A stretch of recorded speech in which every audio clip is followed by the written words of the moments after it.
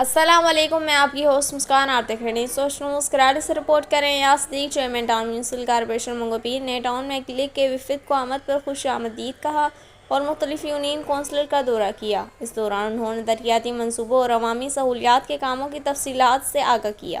دیگر ترقیاتی کاموں کے حوالے سے تفصیلی بریفنگ دی۔ انہوں نے کہا کہ منگو پیر کے عوام کو بنیادی سہولیات کی فراہمی ان کی اولین ترجیح ہے اور اس کے لیے تمام ممکنہ وسائل بروئے کار لائے جا رہے ہیں، مگر سندھ گورنمنٹ اور کلک کے بغیر میگا ترقیاتی منصوبے مکمل نہیں ہو سکتے۔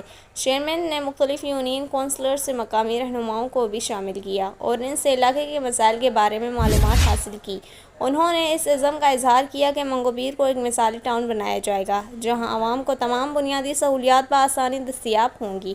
کلک کے وفد نے ونگی گوٹ اور ماہی گیری میں 2 بڑی اسکیمیں دینے کا وعدہ کیا اور کہا کہ علاقے کی ضروریات اور عوام کو درپیش مسائل پر جلد ترقیاتی منصوبے شروع کیے جائیں گے جو بروقت اور معیاری انداز میں مکمل کیے جائیں گے۔ ان خیالات کا اظہار یونین کونسل ماہی گیری اور ونگی گوٹ کے دورے کے دوران کیا گیا۔